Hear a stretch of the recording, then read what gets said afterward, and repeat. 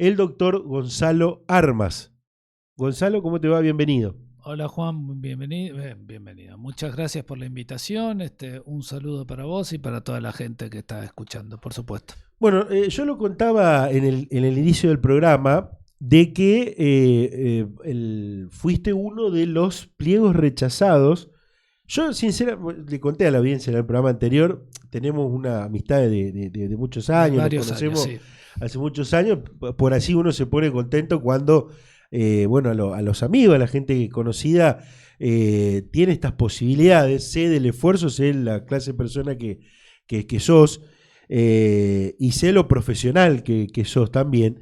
Pero más allá de esto, en la entrevista la idea es separar la mitad y preguntarte por supuesto. Todo lo que creemos que queremos que cuentes. Y en este caso vamos a ir charlando, pero fuiste uno de los 2 pliegos rechazados la semana pasada por la legislatura. ¿Por qué crees que rechazaron tu pliego? Bueno, por supuesto ratifico todo lo que dijiste recién. Nos conocemos hace muchos años y agradezco precisamente esta oportunidad que me das para aclarar. Yo incluso lo puse en las redes sociales. Uh-huh. Yo entiendo que el rechazo del pliego no tenía una cuestión que se vinculara estrictamente a mi persona, sino que había un interés de parte de un grupo o de algunos bloques legislativos en que la persona que llevara adelante la Defensoría Regional en Rosario sea un colega mío o un compañero mío, digamos. No había, en principio o a priori, no había nada en concreto que fuera en contra de mí, ni de mi trayectoria profesional, sino que lo que se pretendía era precisamente que el gobernador enviara otro pliego. Esto yo prácticamente lo puedo afirmar porque no solamente lo escuché en off de parte de distintos legisladores, de parte de distintos operadores que habitualmente suelen concurrir ahí al edificio de la Asamblea Legislativa, sino también porque era algo que hasta algunos periodistas me comentaban, por supuesto, siempre en off, respecto a esta situación. Y cuando después de analizar, digamos, cuáles eran los argumentos que sostuvieron esos bloques como para justificar el rechazo, y a pesar de las explicaciones, insistieron con los argumentos, y a pesar de las demostraciones de que esos argumentos no eran reales, insistieron. Entonces ahí es donde uno termina diciendo, bueno, entonces los rumores, los off que a mí me venían diciendo, se coligen precisamente con esta idea. Hay que correr a armas del lugar precisamente para que el gobernador mande el pliego de una persona que por lo menos esos bloques consideraban, o por lo menos supongo yo, que esos bloques consideraban afín a sus ideas, a sus intereses. O a sus intereses.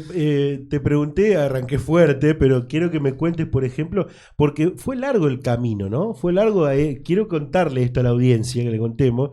Es largo el camino hasta llegar a la Asamblea Legislativa, hasta que se llega a la Asamblea Legislativa con el pliego. Sí, es un camino largo y complejo, porque en definitiva esto arrancó con para que la gente sepa, las autoridades del sistema penal en la provincia de Santa Fe se renuevan cada 6 años.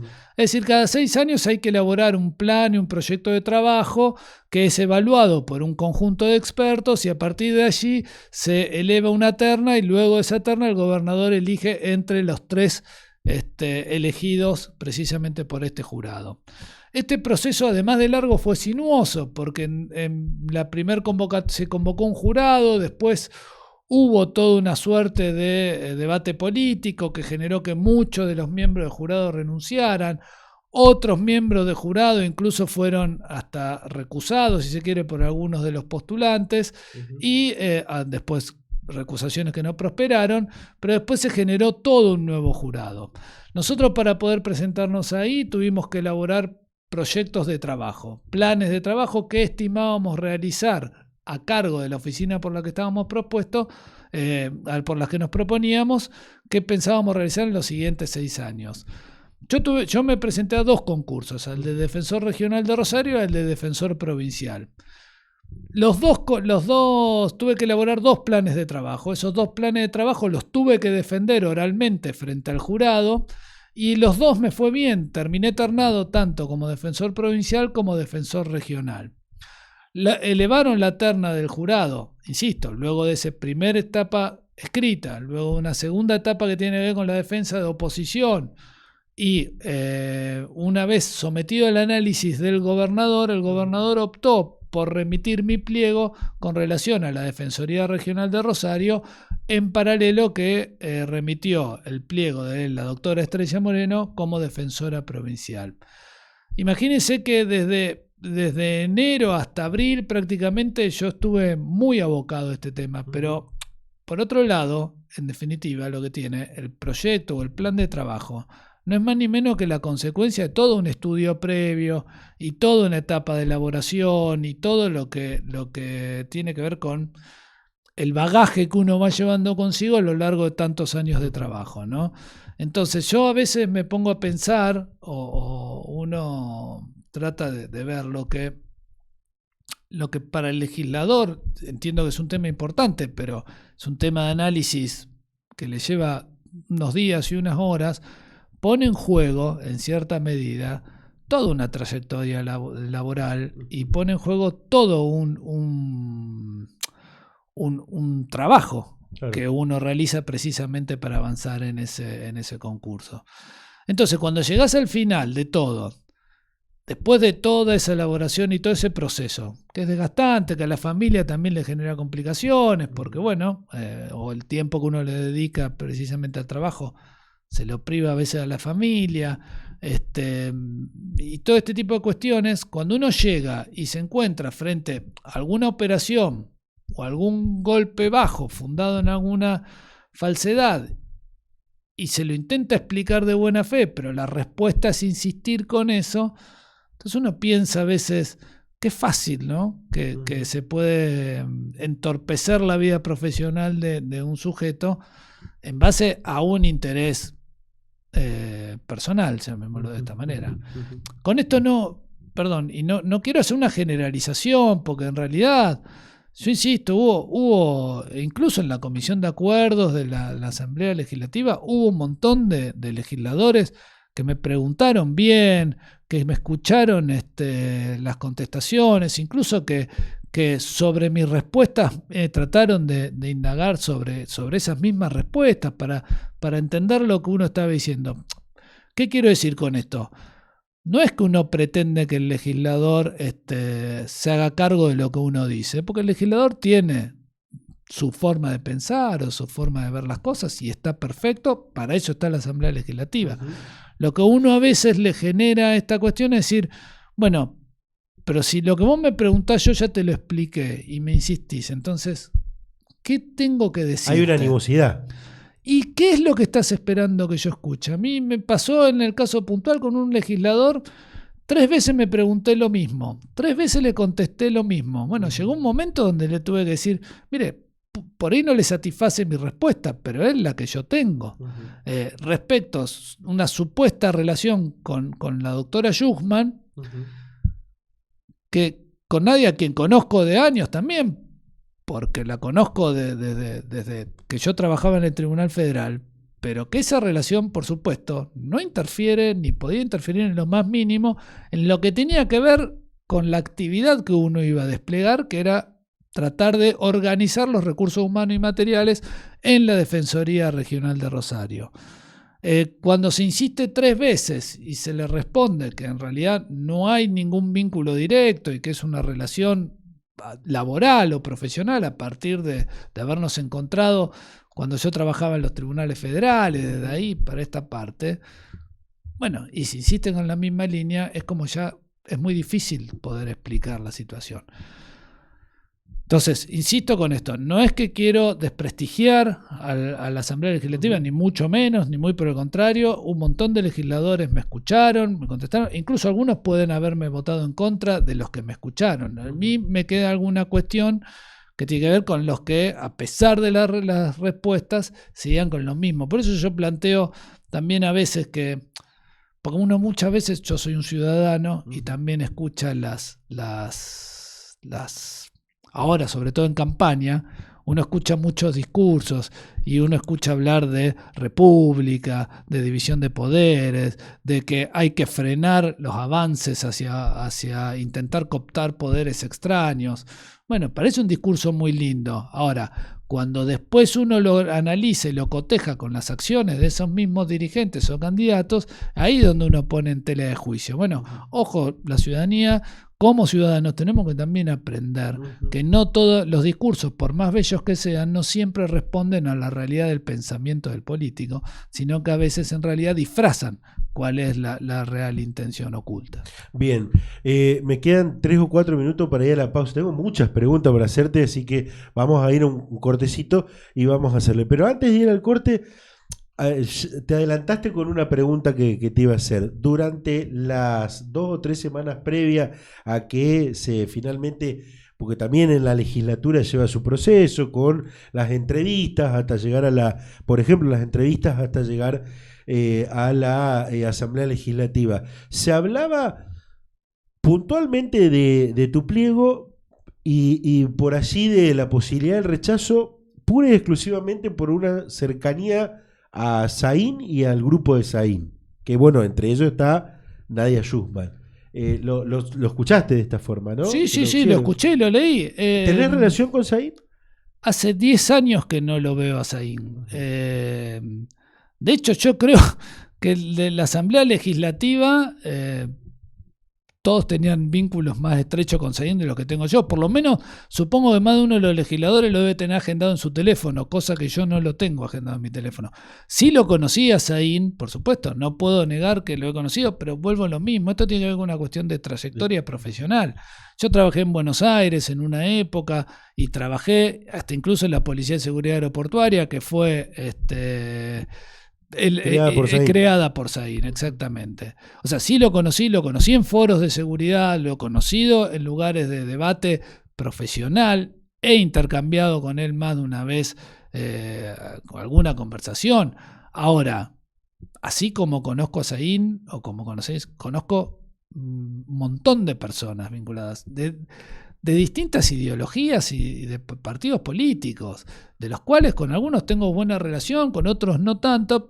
Con Saín tengo prácticamente una relación nula. De hecho, mientras él estuvo en la provincia de Santa Fe, estuvo muy vinculado, paradojalmente, al Ministerio Público de la Acusación. De hecho, fue titular del organismo de investigaciones. De hecho, cuando yo lo veía en el tribunal, generalmente lo encontraba reunido con algún grupo de fiscales.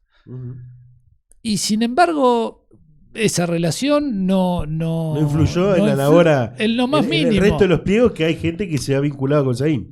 Claramente, pero está bien, porque no tiene por qué influir eso. Ahora, también está la otra, porque, y esto lo digo yo, sacando como dijimos del conocimiento que tenemos, también muchos de los que te votaron fueron los que trajeron a Saín a trabajar a la provincia. Muchos de los que te votaron en contra. Sí, claro.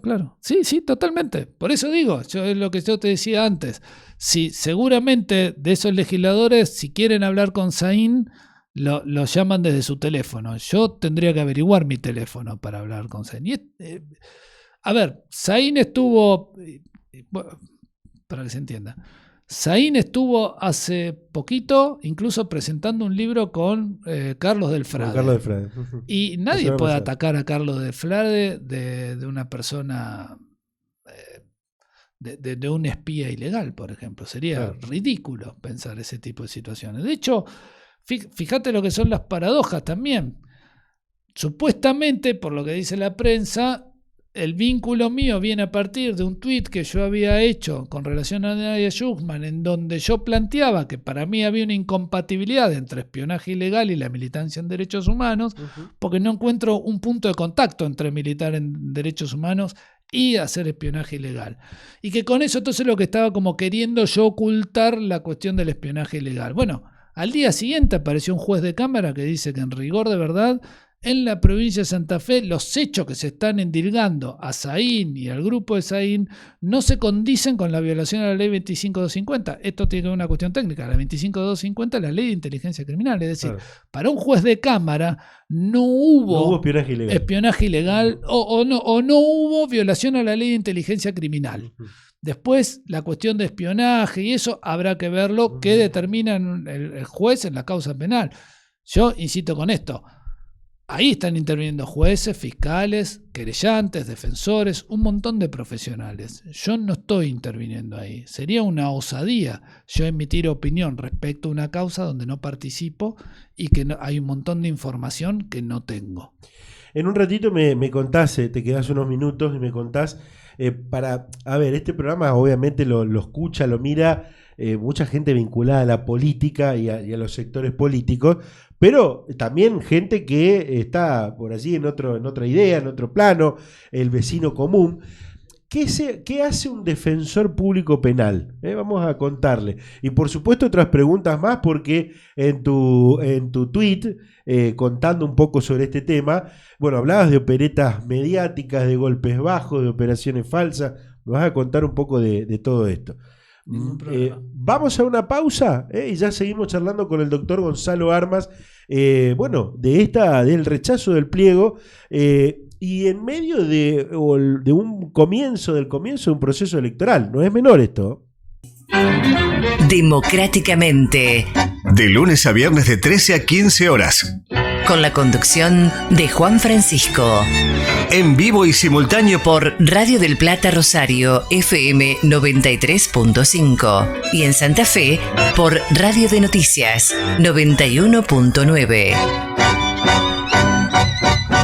Gonzalo, el defensor público penal, creo que se estoy diciendo bien. Sí. Regional, en este caso de Rosario, ¿qué labor tiene?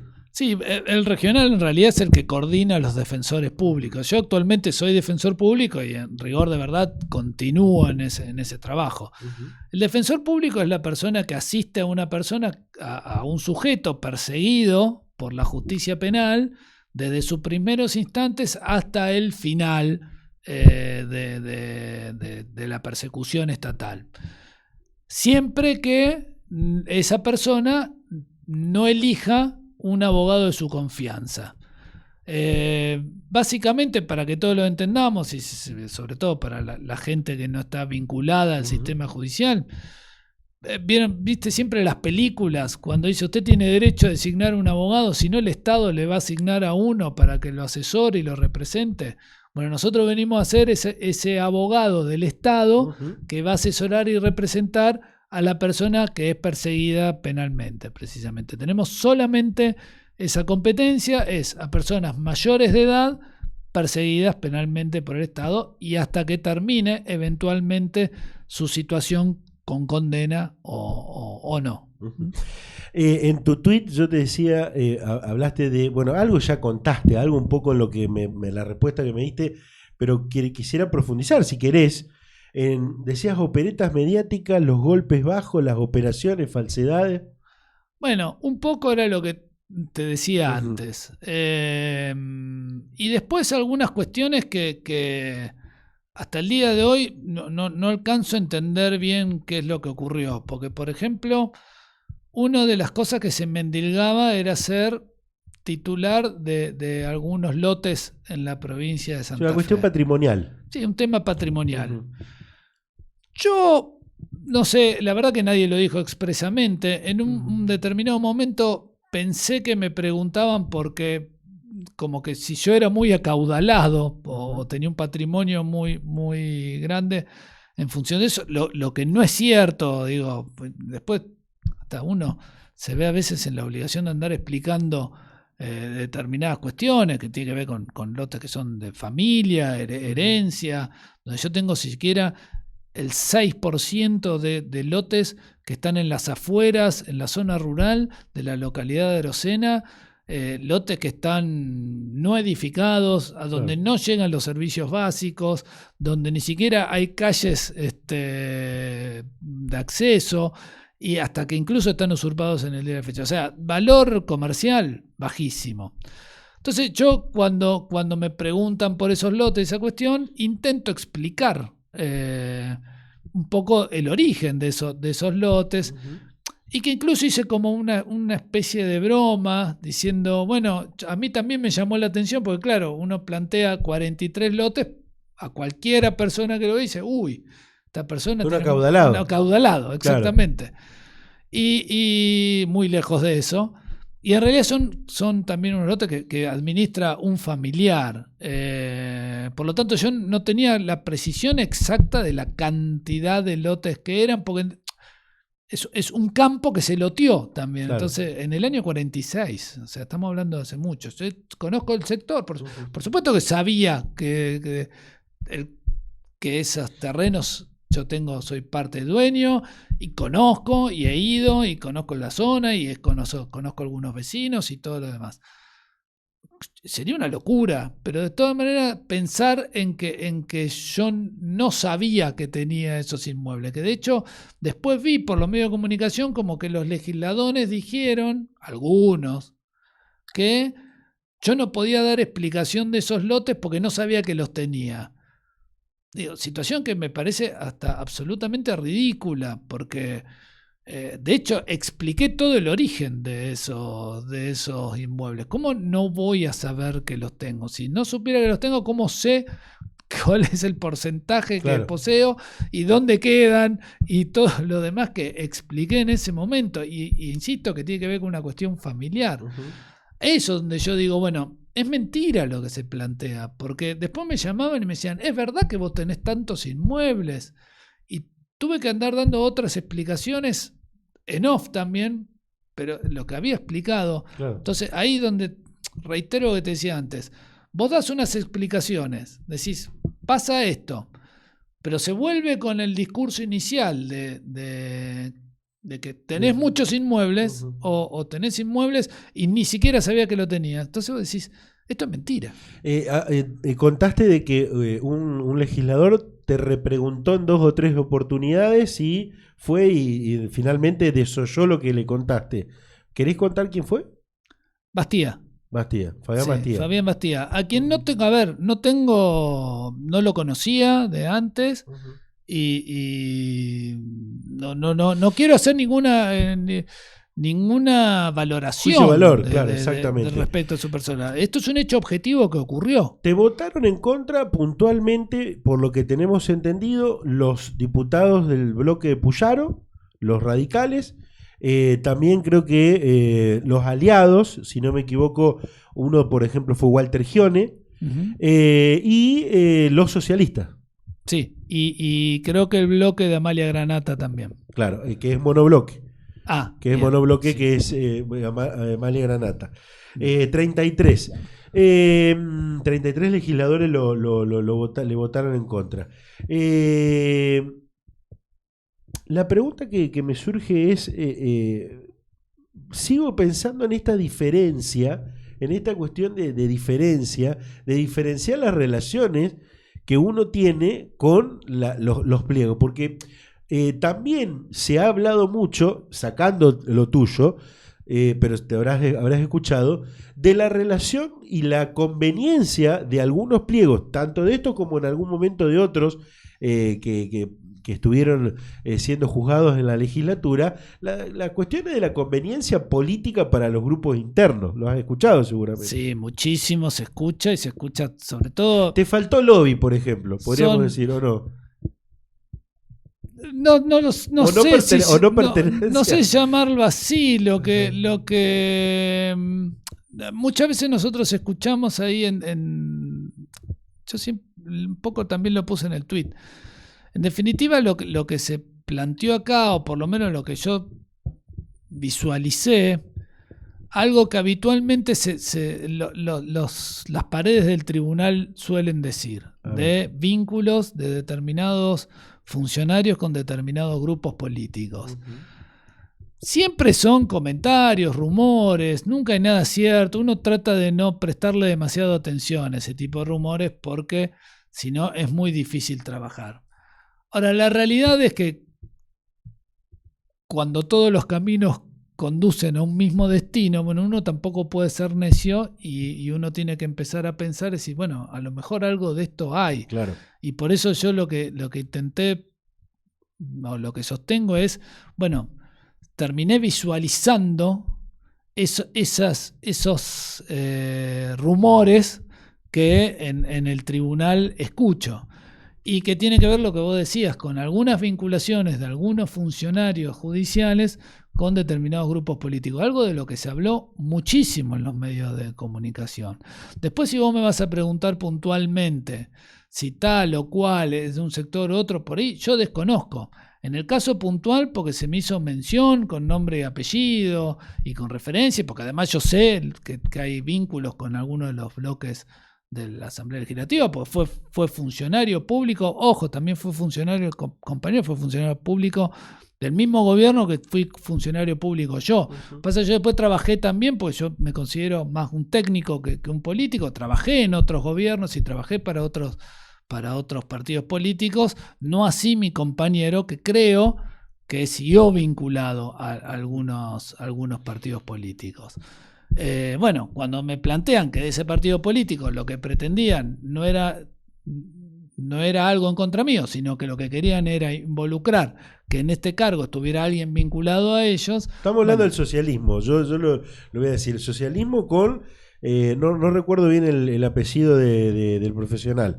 Pero bueno, no importa. Si no, sí, puntualmente, y no tengo por qué ocultarlo, porque incluso después alguno lo hizo público, es concretamente con Mariano Buffarini. Exacto. Porque además en esto también yo quiero dejar a salvo a Martín Riccardi, que es a quien el gobernador honró con remitir su pliego a la Asamblea Legislativa. Ahora deberá tratarlo. Y Martín Riccardi yo creo que no tiene nada que ver en toda esta cuestión. Realmente es un compañero mío del cual no tengo nada para reprochar ni para decirle nada en contra. Gonzalo, de todas maneras, y con esto vamos cerrando, de todas maneras también, y esto se habla, aquellos que por allí tenemos la posibilidad de hablar con distintos abogados, y por allí gente que, bueno, obviamente tiene que recorrer los tribunales, se habla también de estas cuestiones de los distintos sectores en tribunales, los sectores de vínculos con la política, de los lobbies, de las internas, que eso es otra cosa, ¿no? Que también está bueno que la comentemos. Sí. Bueno, forma parte de lo que te decía antes, ¿no? De estos rumores permanentes de vínculos de algunos funcionarios del MPA concretamente, o sobre todo del MPA con determinados grupos políticos. Yo acá en esto no me gusta avanzar demasiado, porque en rigor de verdad yo no tengo ningún dato objetivo y que sea concreto y real y que sea comprobable. Sí, salvo, por supuesto, algunos antecedentes, pero por ejemplo, vuelvo con lo mismo que decía antes. La doctora Serliani, que también fue funcionaria del gobierno socialista en la época que yo estuvo en el Ministerio de Justicia. Pero a la doctora Serliani no se le podría achacar nunca un vínculo con el Partido Socialista, porque no lo tiene. Yo creo que en su momento ingresó también por una cuestión de afinidad con los funcionarios del Ministerio de Justicia. Lo mismo que Branicic, hoy en día fiscal general. Branicic fue funcionaria también de la época de Hermes Wiener. Pero después también ella tenía, y yo la conozco de la época de la facultad, el problema que tiene ella, que nos conocemos, que no va a poder mentir nunca la edad conmigo, porque nos conocemos de que somos jóvenes, y en rigor de verdad Branicic también tiene vínculos con otros partidos políticos y tenía otras afinidades, si se quiere, dogmáticas o pensamientos políticos. La cuestión es si hay un vínculo que le impide, para mí el eje está en ver si ese vínculo impide a uno poder ejercer libremente o fielmente el cargo por el cual fue propuesto. Ahí es donde creo que hay un quiebre. No en cuanto a las relaciones, porque relaciones, insisto, una ciudad como Rosario, que tampoco es tan grande, o la provincia de Santa Fe, muchos vulgarmente, como decimos todos nos conocemos con todos, y nos encontramos y nos saludamos y nos vemos dentro del grupo que trabaja en determinados temas. Imagínense, siempre digo lo mismo, yo conozco a todos los fiscales prácticamente de acá de Rosario, claro, con los cuales los saludo, me llevo bien con la gran mayoría de ellos. Ahora, ¿eso le impide al fiscal realizar su trabajo? ¿Eso me impide a mí realizar mi trabajo? No, en lo más mínimo. Además, de hecho, nos metemos en la sala de audiencia y discutimos a veces en tonos elevadísimos. Claro. Ahora, salimos y nos saludamos sin ningún problema. Totalmente. Con esto cierro, porque la producción también me decía que tenemos un par de cositas antes de la entrevista. Indudablemente que el sabor amargo quedó, ¿no? Quedó. Sí, por supuesto. Y seguramente... cuando pasan estas cosas que no nos eligen, digo, porque en algún momento también nos pasó a nosotros que por allí no nos eligen para determinada cuestión, digo, uno se reprocha internamente alguna cuestión y reprocha a los otros. ¿Vos a quién apuntás más? No, yo la verdad prefiero concentrarme.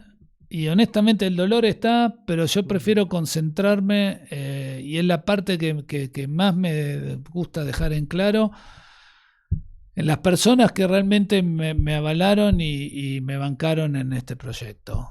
Fundamentalmente, por supuesto, la familia en un primer momento, mis compañeros de trabajo que masivamente salieron a bancar la parada y que me acompañaron en toda etapa.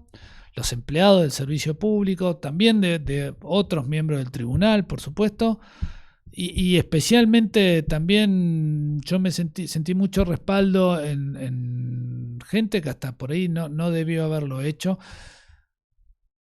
que tiene que ver con algunos diputados, y estoy hablando de una diáspora, del Frade, Mayoraz, Galdiano, Matilde Bruera, Mónica Peralta, bien en las redes también. Mónica Peralta, Leandro Busato. Por eso digo, me gusta marcarlos. Igual porque fueron son 30 distintos. los que votaron a favor. Por eso, no quiero ser injusto, y lo que yo estoy planteando por la diáspora ideológica en la cual, pues estoy hablando de gente, digamos, del Frade y Mayoraz probablemente tengan muy poco en común desde el punto de vista de su pensamiento sobre la cuestión política. Y sin embargo, los dos entendieron que esto se trataba de otra cosa y apoyaron mi situación. Entonces yo con ello estoy eternamente agradecido, insisto, remarco eso. Y también fundamentalmente de quien fue, lamentablemente está terminando, y esto es unas cosas que también habría que rever en la institucionalidad de la provincia, que tiene que ver estos mandatos periódicos y la imposibilidad de renovación. Se está yendo una jefa de defensores, para mí que ha sido brillante y que ha sido un modelo de conducción horizontal, democrático, de debate, y que le dio prestigio a la Defensoría, y tiene que ver con la doctora Balangione. Y realmente hasta en su momento no solo me apoyó cuando yo le planteé que mi intención de postularme, sino que estuvo siempre abierta a cualquier tipo de consultas, cualquier tipo de consejos, muy receptiva. Es decir, yo trato de, más que reprochar, de concentrarme en que en este camino he recolectado un montón de afinidades y lealtades que espero mantener. Gracias, Gonzalo, por la visita. Muchas gracias, Juan, por la invitación. El doctor Gonzalo Armas charlando con nosotros. Vamos a hacer lo siguiente. Voy a contar antes de ir a la pausa, porque vamos a hacer la pausa antes de la comunicación. Voy a contar de que hoy a la gente